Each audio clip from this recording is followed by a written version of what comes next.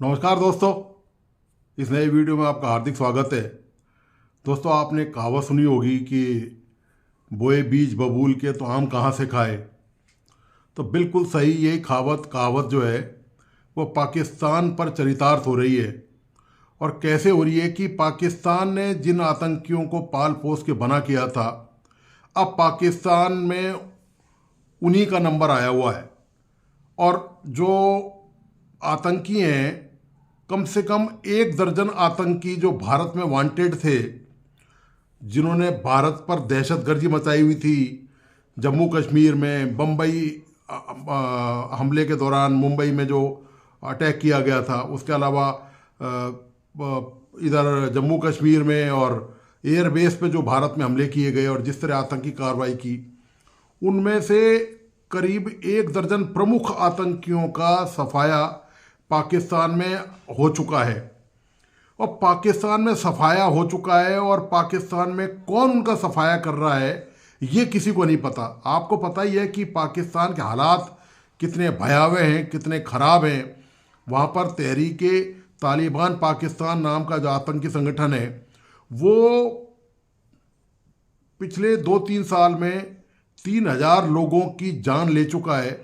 वो वहाँ मस्जिदों में बम फोड़ना, सार्वजनिक स्थानों में बम फोड़ना और आत्मघाती दस्तों के जरिए खुद को उड़ा देना और उससे ज़बरदस्त धमाके की कार्रवाई करना, ये जो तमाम है ये पाकिस्तान में जो रोज़ का खेल है।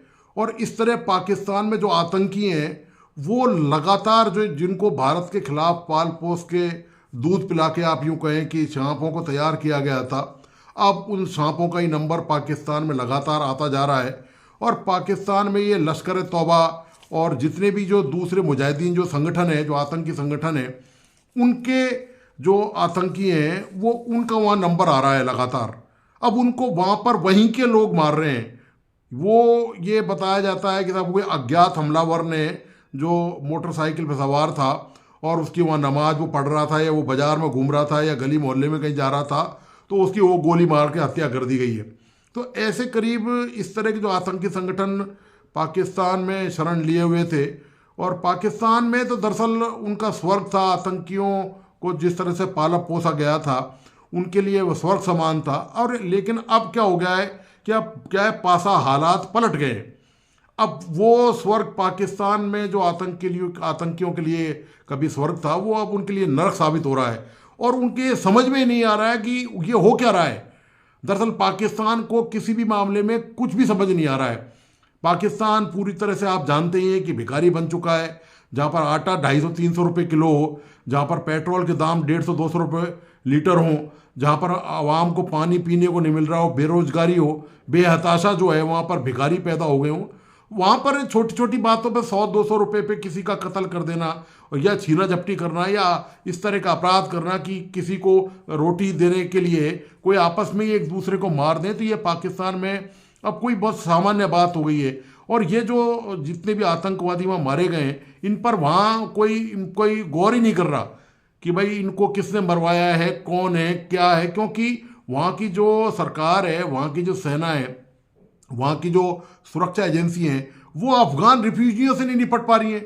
आपको पता होगा कि 11 लाख अफगान रिफ्यूजी हैं जिनको पाकिस्तान से खदेड़ा जा रहा है, और यह कहते हुए खदेड़ा जा रहा है उनको कि ये अवैध हैं, ये गलत तरीके से पाकिस्तान में रह रहे हैं और इनको यहाँ से जाना है। उसके लिए सेना का और पुलिस का जमकर प्रयोग किया जा रहा है उनके खिलाफ, और उनको खदेड़ा जा रहा है बुरी तरह से। जम के कुटाई पिटाई ठुकाई उनकी की जा रही है वहाँ पर, और उनको, और काफ़ी लोग वहाँ से अफगानिस्तान जा भी चुके हैं। तो अब क्या हो रहा है कि जो टीटीपी नाम का संगठन है या और जो क्षेत्रीय संगठन है, जिनको कभी किसी ज़माने में पाकिस्तान ने ही ट्रेंड किया था, और तालिबान के खिलाफ दरअसल जब उस समय माहौल आपको चल रहा था, तो तालिबान के आतंकियों को पाला पोसा गया। आपको पता ही है कि अमेरिका ने जो ऑपरेशन किया था लादेन का, वो पाकिस्तान से ही पकड़ा गया था, और किस तरह से उसको कहाँ कैसे मार गिराया गया, ये पूरा नहीं, ये पाकिस्तान को तो इसकी हवा तक नहीं लगी थी। तो ऐसी हवा इन आतंकियों की जो मार गिराए जा रहे हैं इन दिनों, इनकी भी नहीं लग रही है। तो पाकिस्तान, आप जानते हैं कि आतंकवादी एक देश है और इसने करोड़ों डॉलर खाए हैं अमेरिका और यूरोप से तालिबान के खिलाफ जंग लड़ने में। और आज वही जो तालिबान के जो समर्थक हैं, वहाँ पर जो लोग रह रहे हैं, वो दावा करते हैं कि पाकिस्तान का ये पार्ट हमारा है। अब वो पाकिस्तान पर उल्टे हमले कर रहे हैं और ऊपर से मुसीबतें जो है पाकिस्तान में कम होने का किसी तरह नाम ही नहीं लेती हैं। कभी उनके हवाई जहाज बंद हो जाते हैं, कभी उनका कुछ बंद हो जाता है, कभी उनको कोई कटोरा लेके भीख मांगने जाते हैं, वो उनको मना कर देते हैं। खाड़ी देश उनको मुंह नहीं लगा रहे, मतलब जैसे कुत्ते को कोई दुत्कार देता है। अब ये हालत पाकिस्तान की हो चुकी है कि पाकिस्तान से कोई बात नहीं करना पसंद कर रहा। मतलब आप देखिए कि सऊदी अरब के जो प्रिंस हैं, वो जो राजकुमार हैं वहाँ के, वो भारत आए। अब भारत में वो अपनी यात्रा के G20 के दौरान वो भारत आए थे मीटिंग में दिल्ली, और यात्रा के अलावा वो रह गए 2-3 दिन, वो शायद भारत में और रहे और उनका ज़बरदस्त सम्मान किया गया। और भारत से सऊदी अरब के जो द्विपक्षीय रिश्ते थे वो उन पर काफ़ी चर्चा हुई और कई करार वरार भी इस तरह के हुए होंगे जो अक्सर भारत के खाड़ी देशों से होते रहते हैं। लेकिन वो जो प्रिंस हैं, वो उनको पाकिस्तान ने बहुत प्रयास किया कि ये कुछ देर के लिए हमारे आ जाएं। आप ये देखिए कि वो जो प्रिंस हैं, वो उन्होंने वहाँ झांक कर नहीं देखा। वो वहाँ गए, मतलब जाना तो दूर की बात है, वहाँ उन्होंने मुड़ के नहीं देखा और वो एक्स्ट्रा भारत में 2-3 दिन ठहर गए। तो ये पाकिस्तान की क्रेडिट है, ये पाकिस्तान की अंतर्राष्ट्रीय साख है। ये मुद्दा केवल आतंकवाद से सीमित नहीं है कि वहाँ आतंकवादी मारे गए या मारे जा रहे हैं लगातार, वो उन्होंने पाले हैं। वो आपस में गुटबंदी का शिकार हैं, वो एक दूसरे के खून के प्यासे हैं, जिनको भारत के खिलाफ हथियार के तौर पर पाकिस्तान ने इस्तेमाल किया था। अब वो हथियार उन पर ही चल रहा है वापस। तो पाकिस्तान की अंतर्राष्ट्रीय स्तर पर साख इतनी खराब है कि कोई पाकिस्तान को तवज्जो नहीं दे रहा, कोई पाकिस्तान की सुनवाई नहीं कर रहा। आपको पता ही है कि पिछले दिनों संयुक्त राष्ट्र संघ में, मैंने पिछले वीडियो में भी अब जिक्र किया था कि जब वो हमास और इजराइल के मुद्दे पर संयुक्त राष्ट्र संघ में बैठक बुलाई गई थी, तो वहाँ पाकिस्तान के जो मंत्री या जो भी हैं, वो वहाँ पर गए और वहाँ कश्मीर का राग लापना शुरू कर दिया। एक लाइन नहीं छपी किसी भी अखबार में, अंतर्राष्ट्रीय मीडिया में, कहीं भी किसी भी देश ने उनकी बात की पुष्टि नहीं करी कि भैया आप सही मुद्दा आपने उठाया है। कोई परवाह नहीं करी, वो अपना समूह लेके गए और वापस आ गए। और भारत के विदेश मंत्री ने उसी मंच पर यह कह दिया था कि पाकिस्तान की ये आदत बन चुकी है, ये पाकिस्तान बरसों से इसका गीत गाता रहा है, तो कोई पाकिस्तान की बात सुनता नहीं है। इसलिए आपने देखा भी होगा कि लंबे समय से पाकिस्तान के खिलाफ भारत की तरफ से कोई बयानबाजी प्रतिक्रिया तक नहीं दी जा रही है। इसी की वजह यही है कि कौन मुंह लगाए, अपना टाइम, अपनी ऊर्जा, अपने रिसोर्सेज कौन इन मूर्खों के लिए बर्बाद करे। ये आपस में मर रहे हैं, लड़ रहे हैं, ये कट रहे हैं, इनके लिए क्या करना, इनके लिए कोई बात कहना, ये अपनी जो है अपना ध्यान अपने विकास के मुद्दे से भटकाना होगा। तो भारत ने लगभग अघोषित तौर पर ये नीति अपना रखी है। और सबसे बड़ी बात ये है दोस्तों, जिनको भाई मानते हैं इस्लाम में, धर्म के भाई हैं हमारे, तो हम तो जान लगा देंगे और जान की बाजी लुटा देंगे और पता नहीं क्या क्या कैसे कैसे। वो जो खाड़ी के जो देश हैं, जो इस्लामिक मुल्क हैं, वही मुंह नहीं लगा रहे, वो आने नहीं दे रहे। वो वहाँ पर उनके यहाँ इतने भिखारी हो चुके हैं पाकिस्तानी, और उनसे वो इतने तंग हैं, इतने परेशान आ चुके हैं कि वो पाकिस्तान से कहते हैं भाई हमें तुमसे बात नहीं करनी है, तुम हमसे दूर रहो, क्योंकि ये संक्रामक बीमारी टाइप लोग हैं। ये जहाँ जाएंगे वहाँ संक्रामक रोग अपनी हरकतों से फैलाएंगे। तो ऐसे लोगों से वो जो खाड़ी मुल्क के जो देश हैं जितने भी हैं, वो सब इनसे बचने की कोशिश करते हैं। और यही वजह ये है कि सऊदी अरब के जो प्रिंस हैं, वो उन्होंने पाकिस्तान जाना ज़रूरी नहीं समझा। मतलब जाना क्या ज़रूरी नहीं समझा, देखा तक नहीं उन्होंने। जबकि गवर्नमेंट की, वहाँ पाकिस्तान सरकार की उम्मीद थी कि चाहे अपनी फेस सेविंग के लिए, कि अपना मुंह बचाने के लिए कि 2 घंटे के लिए आ जाए, लेकिन वो नहीं गए वहाँ पर। तो ये तमाम हालात पाकिस्तान के हैं।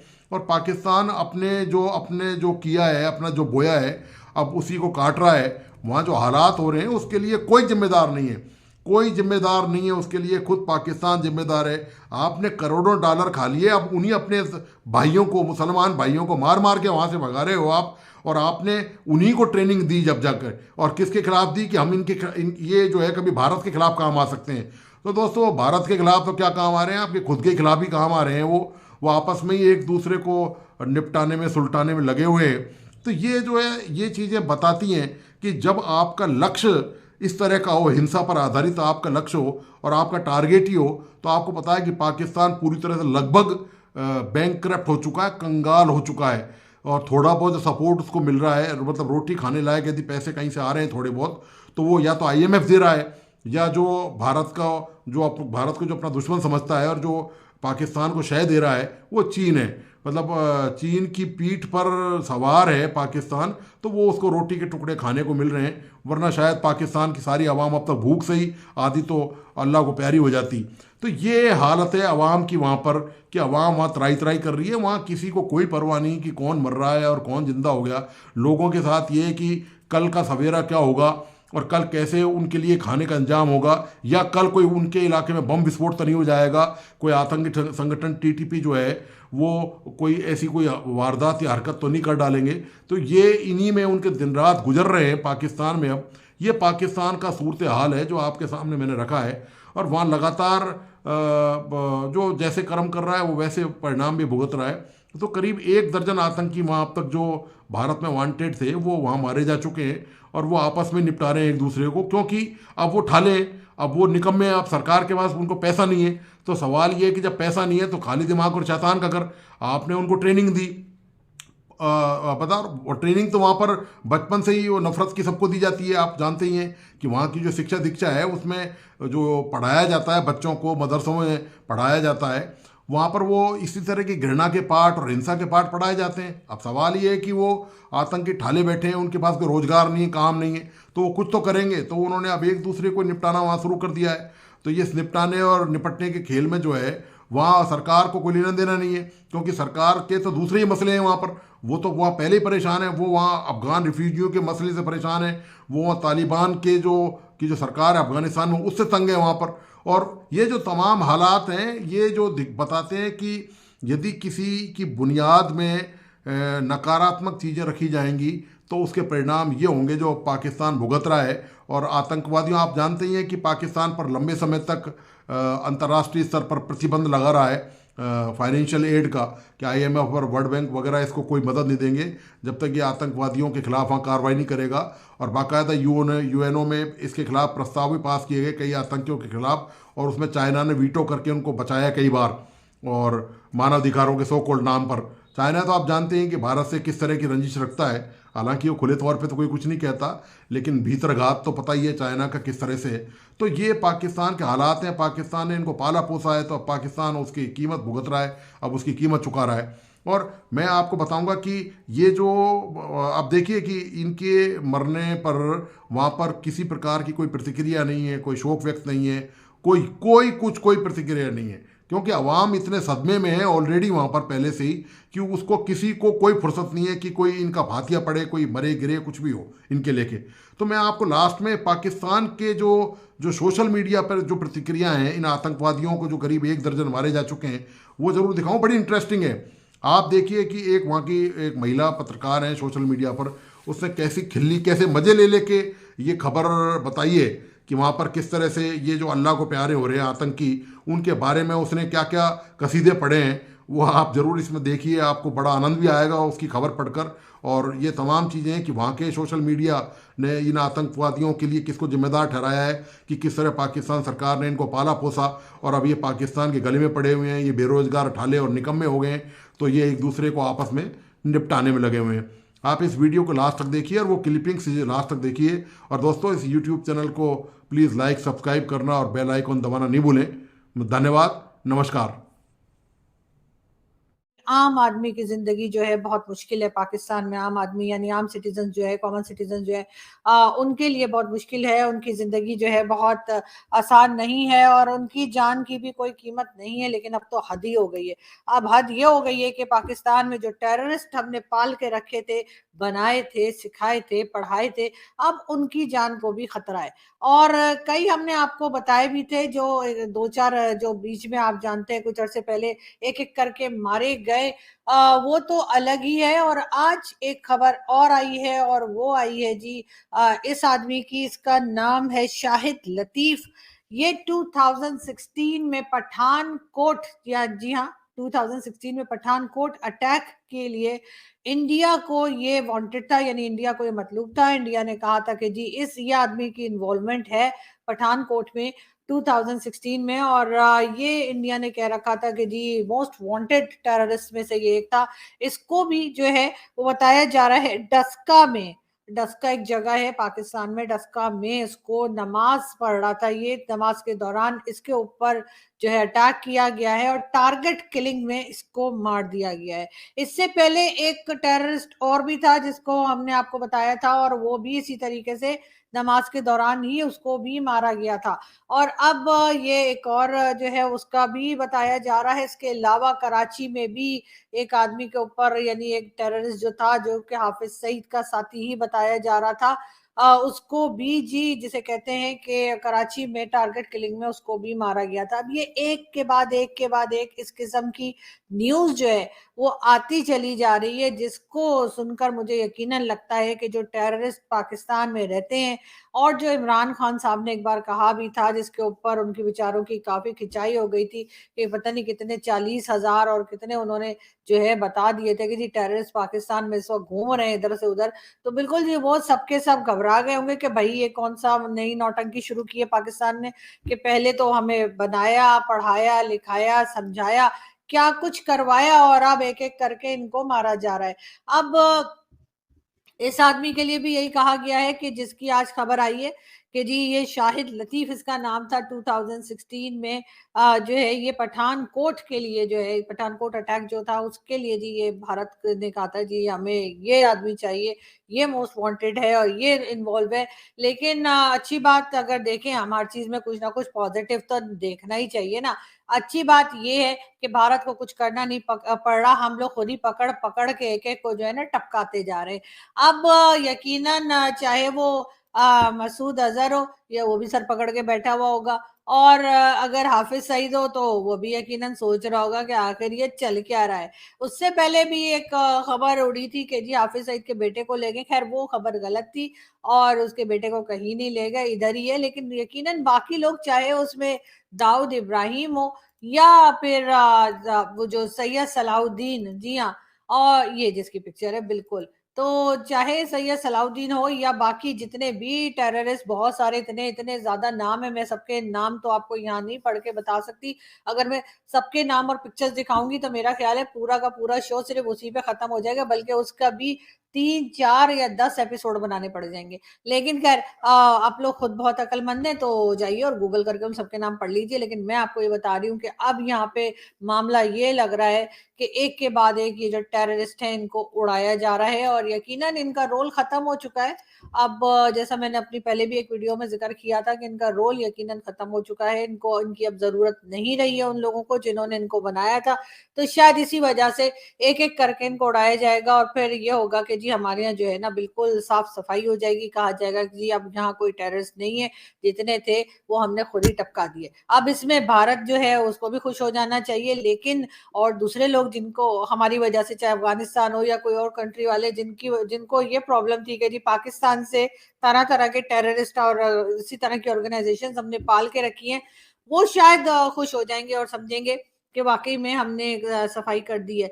लेकिन एक बात का खास ख्याल रहे कि हो सकता है कि हमने कोई नए पौधे लगा दिए हों, जी हाँ बिल्कुल नए पौधे, मतलब नए प्लांट्स लगा दिए हों, नए कोई हमने पालने शुरू कर दिए हों, और अब हम उन्हें ट्रेनिंग दे रहे हो इसलिए कि ये सारे जो बाबे थे ये सब पुराने हो गए, अब इनसे काम शाम होता नहीं था, बस ऐसे ही बैठ बैठ के अपने पुराने पुराने, मुझे लगता है अपनी कहानियां सुनाते होंगे कि जी उधर हमने ये किया था, और पठानकोट में ये किया था, और मुंबई अटैक में ये, इस किस्म के मेरे ख्याल है ये लोग हो गए थे। तो शायद इनको एक एक करके, और वैसे भी इनको जब एक साथ खत्म कर देंगे तो एफएटीएफ हो या कोई भी और अमेरिका हो या कोई दूसरी कंट्री हो, उसमें कम से कम हमारा ये नाम तो हो ही जाएगा ना कि हमारे यहाँ जितने भी टेररिस्ट थे या टेररिस्ट ऑर्गेनाइजेशंस के हेड थे या वर्कर थे वो जी मारे गए। तो इस वजह से हम जो है एकदम ड्राई क्लीन होकर, धुले धुलाए और चमकते हुए जो है ना सामने आ जाएंगे। वो वॉशिंग पाउडर था ना, वो बड़ा पुराना एड आया करता था, निरमा, तो बिल्कुल हम निरमा से धुल के और धुले धुलाए आपके सामने हाजिर हो जाएंगे। लेकिन असल बात ये है कि ये जिनको एक एक करके मारा जा रहा है, जिसमें कि हाफिज सईद के लोग भी शामिल हैं और कई दूसरे जो यहाँ पे टेरर ऑर्गेनाइजेशन हमने पाल के रखी थी उनके लोग भी एक एक करके जा रहे हैं। अब वो इस वक्त क्या सोच रहे होंगे, उनको यही लग रहा होगा कि भाई पहले तो हमें इन्होंने बड़ा संभाल के रखा, बल्कि हाफिज सईद को तो 31 ईयर्स की जेल के बाद अनाउंस किया गया कि जी 31 इयर्स की जेल है, लेकिन उसके बाद उसको हाउस अरेस्ट किया और वो वहां पे मजे से रह रहा है। यानी कि जो प्राइम मिनिस्टर है हमारे इमरान खान साहब, जो प्राइम मिनिस्टर रह चुके, चाहे इमरान खान हो, चाहे नवाज शरीफ हो, चाहे आसिफ अली जरदारी जो प्रेसिडेंट रह चुके हैं, या बेनजीर भुट्टो हो, या इवन जुल्फिकार अली भुट्टो, सब लोग जेल में गए, किसी को भी हाउस अरेस्ट नहीं किया। लेकिन हाफिज सईद को हाउस अरेस्ट किया, हाफिज सईद को जेल में डालने की हिम्मत यहाँ किसी में नहीं हुई। मगर बहरहाल वो हिम्मत तो नहीं दिखाई। लेकिन हाँ, अब ये जरूर है कि क्योंकि ये बाहर ही है, बाहर ही घूम फिर रहे हैं, तो अब यकीनन हर कोई यही सोच रहा होगा कि अगली बारी किसकी। तो अब देखते हैं कि नेक्स्ट टर्न किसकी आती है, और अब मजीद किसको जो है वो हूरों के पास भेजा जाता है। उधर हूरों की भी जो है ना वो ड्यूटी लगी हुई होगी कि भाई धड़ाधड़ नीचे पाकिस्तान से लोग आ रहे हैं, तो वो भी खास तौर पे टेररिस्ट किस्म के ना, वो डॉन। खैर ये अजीब से डॉन है ना, ये लोग उस तरह के नहीं है ना जैसे संजय दत्त या बाकी लोग बना करते हैं मूवीज में। तो इनको देख के तो मुझे अच्छी खासी बोरियत होती है। तो ये आप देख ही सकते हैं इनकी शक्लें। लेकिन हाँ, ये जरूर है कि जो संजय दत्त वगैरह जो मूवीज आती हैं उसमें तो खैर बच्चन साहब भी डॉन बने हुए थे एक में, याद है ना आपको? बिल्कुल।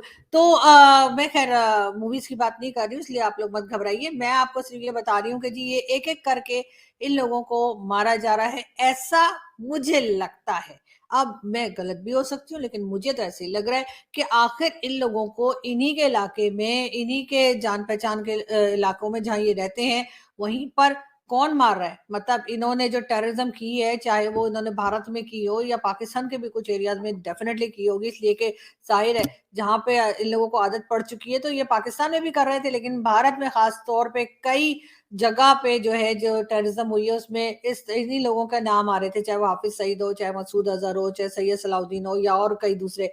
अब ये एक एक करके पाकिस्तान ने सफाया अगर शुरू किया है, तो इसका मतलब है फिर तो भारत के लोगों को हमारा थैंक यू वेरी मच कह देना चाहिए। जी बहुत बहुत शुक्रिया आपका, थैंक यू कि आप लोगों ने हमारी गोलियां बारूद बचा ली और आप लोग खुद ही टपकाते चले जा रहे। अभी सुनने में आया कि जो पंजाब बड़ा सूबा है पाकिस्तान का, उसके जो इंस्पेक्टर जनरल हैं आईजी साहब, उन्होंने कहा है जी कि फॉरेन ममालिक के जो हैं इन्वॉल्वमेंट है, होस्टाइल एजेंसीज। अब होस्टाइल एजेंसीज साढ़ा पाक हमने तो जो सुना है वो पूरा दुनिया हमारे लिए होस्टाइल है।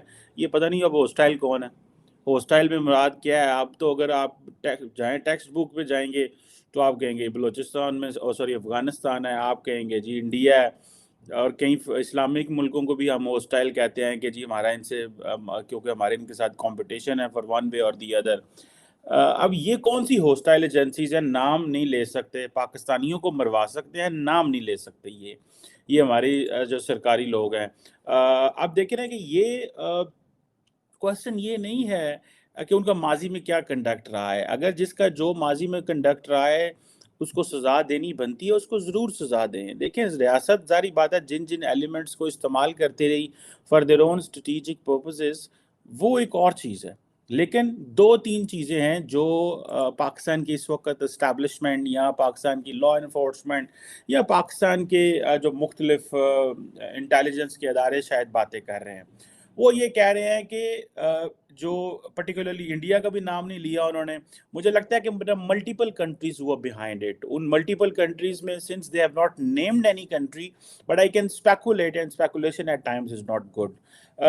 लेकिन हमारे नेबरिंग ममालिक से ही जारी बात है कोई ऐसे ग्रुप्स मौजूद हैं या उनके ऐसे ताने बाने पाकिस्तान में हैं जो इन चीज़ों को ओके करवा रहे हैं। अगर नहीं करवा रहे तो अगर फॉर इंस्टेंस इंडिया इस हवाले में इंगेज्ड है तो वो they are not stopping if it is happening.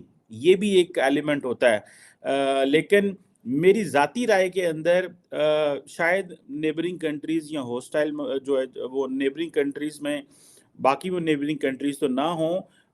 ये एक और तरीके से ऑपरेट हो रहा है। मेरा नहीं ख्याल they have any boots on the ground, वो जो हम कहते हैं ना कि उनके कोई इंटेलिजेंस के ऑपरेटिव्स पाकिस्तान में नहीं है। सुनने में आया है कि जो सिंध के अंदर सिंधु देश लिबरेशन आर्मी ना, who is doing it, that's a very important point. जो सिंधु देश लिबरेशन आर्मी है एक मिलिटेंट ऑर्गेनाइजेशन है, सिंध के अंदर बेस्ड है। 2010 में इसका पता चला और ज़्यादातर वो जो है ना टारगेट बॉम्बिंग करती है हैदराबाद और बहुत सारे और इलाकों के अंदर। अब ये जो इनको डिक्लेयर कर दिया गया था एज ए टेररिस्ट ऑर्गेनाइजेशन, और इस हवाले से इंडिया के बारे में कई दफ़ा कहा था जी इंडिया इसको सपोर्ट कर रहे हैं all that. But the question is एक और इसी तरह जैसे फॉर एग्जांपल जी बलोच ऐसे ग्रुप्स हैं जो मिलिटेंट बन गए हैं, ठीक है जी, वो एक इंसर्जेंसी हमारे सामने वहाँ पे भी मौजूद है and we can talk in detail and hours on that कि जिसमें कौन कौन से ग्रुप हैं और जो लगे हुए हैं और ये armed conflict Baloch armed movement जो है वो कैसे चल रही है एंड ऑल दैट। लेकिन जो इम्पोर्टेंट क्वेश्चन ये है कि फॉर पाकिस्तान, वो जैसे मैंने अगले दिन आपको बताया था कि अजीत दोवल साहब जो है उनकी जो दोवल डॉक्ट्रिन है that is based on finding the fault lines in the country. So they are finding the fault lines, वो ग्रुप्स जो रियासत पाकिस्तान से फॉर वन वे और the other they are not happy, उसकी वजह कोई भी, हम उस पर नहीं जाते, ठीक है। Either it could be imposing Sharia in the country in shape of TTP, either it could be those Baloch militants जिन्होंने for one reason or the other they have picked weapon and they believe कि suicide bombing भी करना जायज़ है for them, they believe for the rights of the Baloch people they can go for suicide bombing। आपने वो जो कराची में जो शारी बलोच ने चाइनीज़ को मारा था, अब देखें ना, छोटा सा ग्रुप है लेकिन पाकिस्तान के अंदर जो चाइनीज़ इन्वेस्टमेंट है उसको उन्होंने पकड़ के तो उड़ा के रख दिया, ठीक है। and this is not the only reason, the Chinese investment, if it is not coming in Pakistan, that's not the only reason।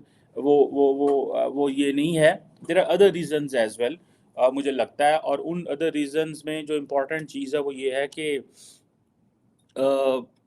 हमारी अपनी भी कोताहियाँ हैं, ठीक है, वो हम जिक्र नहीं करना पसंद करते, वो चाइनीज़ क्यों हमसे नाराज़ हैं, वो हमारी अपनी कोताहियाँ हैं। बट ये जो सिंधु देश ग्रुप्स हैं, ठीक है ji, they are part of all that. ये सारी की सारी इन्हें आप कह लें कि ये हैं सब नेशनलिस्ट मूवमेंट। सो बलोच लिबरेशन आर्मी हो, सिंधु देश हो, सिंधी नेशनलिज्म जैसे ग्रुप्स हों, या ये जितने भी हैं, ये पूरी की पूरी सिंधु देश मूवमेंट देखें ना पाकिस्तान के अंदर, कि वो कहते हैं जी हमें एक सेपरेट होमलैंड चाहिए। और ये जो पंजाब वाले हैं, डेफिनेटली ये एक अनदर एक्सट्रीम है। मुझे लगता है कि ये जो टारगेट किलिंग है it is also for the money. ये शायद आउटसोर्सिंग एंड करते हैं, सारी की सारी आउटसोर्सिंग करते हैं। आपने एक ऑर्गेनाइजेशन हायर की, उस ऑर्गेनाइजेशन को एक ग्रुप की डिटेल्स दे दी, वो जो ग्रुप है उसको पता चल गया जी कि ये इसके 10 बंदे हैं मारने हैं, ऑर्गेनाइजेशन को आपने दे दिए $1 मिलियन फॉर एग्जांपल। आगे उन्होंने वो बंदे मारने का हो सकता है को 20-20, 30-30 लाख बांट दिए, 50-50 लाख भी दे दें, क्या $1 million is a big money? सारी बात है, $1 मिलियन तो कोई नहीं देगा, लेकिन फिर भी that's a handsome money, that is why आप वो आगे सब लेट कर रहे हैं। और हो सकता है वो जिसको मार रहा है उसको कोई पता ना हो मैं किसको मार रहा हूँ, मैं किसके क्या क्या काम कर रहा हूँ। लेकिन मैं अपनी गवर्नमेंट से ये पूछना चाहता हूँ कि जो काम आप बता रहे हो तो सानू भी पता, तुसी की कर दोगे? What are you doing? What have you to offer us and to tell us, to inform to the people of Pakistan?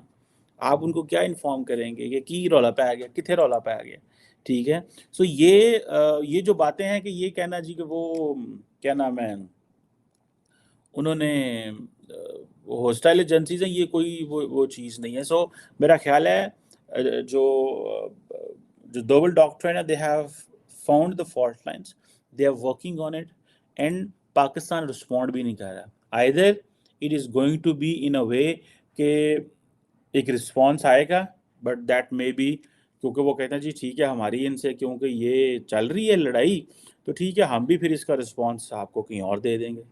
There is a probability of that, one thing. Second ये होता है कि आप जो है इसके बदले में क्या करते हैं कि आप उस नेटवर्क को तोड़ने की कोशिश करते हैं। I think the most appropriate thing is to break the network, bring people in front of law, prove them in the court of the law, so that you can deterrence create करें among the common people or among the groups that we know you, we will follow you, we will trace you and we will reach to you, so that वो जो एक सही फिल्मी style तरीके से जो चीज़ें होती हैं वो की जाए। So I think that is what is important, because if any group for one way or the other ये कर रहा है लेकिन गोल किसी और का सर्व हो रहा है, गोल किसी और का सर्व हो रहा है, और हमारी हुकूमत इतनी कमज़ोर है that they can not name the hostile agencies, वो नाम भी नहीं ले सकते।